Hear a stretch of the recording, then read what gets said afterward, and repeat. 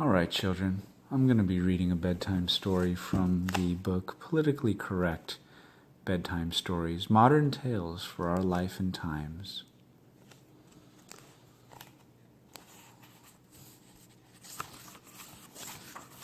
The story is called Little Red Riding Hood, and here it goes.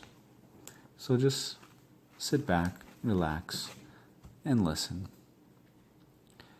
There once was a young person named Red Riding Hood, who lived with her mother on the edge of a large wood. One day, her mother asked her to take a basket of fresh fruit and mineral water to her grandmother's house. Not because this was woman's work, mind you, but because the deed was generous and helped engender a feeling of community. Furthermore, the grandmother was not sick, but rather was in full physical and mental health, and was fully capable of taking care of herself as a mature adult. So, Red Riding Hood set off with her basket through the woods. Many people believed that the forest was foreboding and dangerous place, and never set foot in it. Red Riding Hood, however, was confident enough in her own budding sexuality that such obvious Freudian imagery did not intimidate her. On the way to Grandma's house, Red Riding Hood was accosted by a wolf, who asked her what was in her basket. She replied, "Some healthful snacks for my grandmother, who is certainly capable of taking care of herself as a mature adult."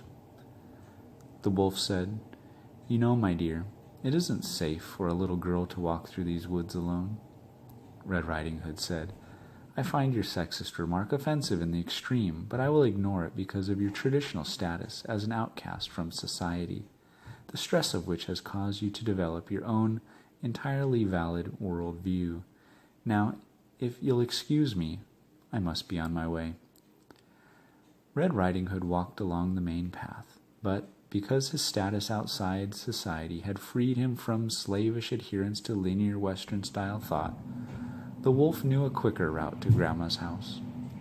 He burst into the house and ate Grandma, an entirely valid course of action for a carnivore such as himself. Then, unhampered by rigid traditionalist notions of what was masculine or feminine, he put on Grandma's nightclothes and crawled into bed.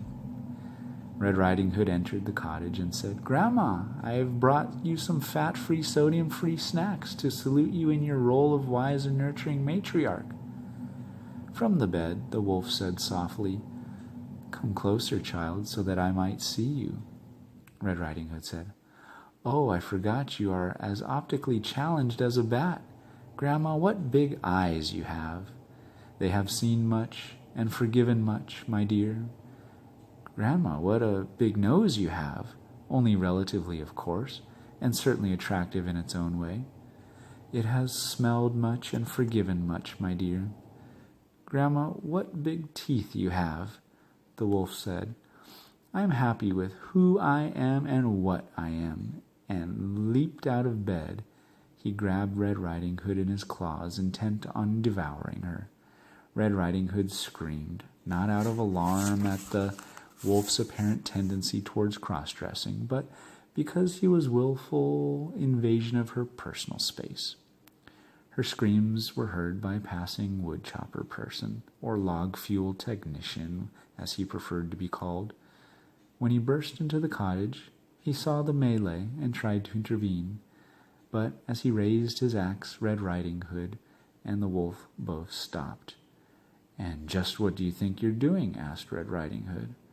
The woodchopper person blinked and tried to answer, but no words came to him. "Bursting in here like a Neanderthal, trusting your weapon to do your thinking for you," she exclaimed. "Sexist, speciesist! How dare you assume that women and wolves can't solve their own problems without a man's help?" When she heard Red Riding Hood's impassioned speech, Grandma jumped out of the wolf's mouth, seized the woodchopper person's axe, and cut his head off.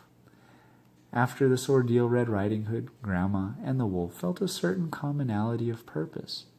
They decided to set up an alternative household based on mutual respect and cooperation, and they lived together in the woods, happily ever after.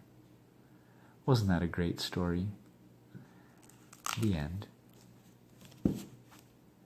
And good night.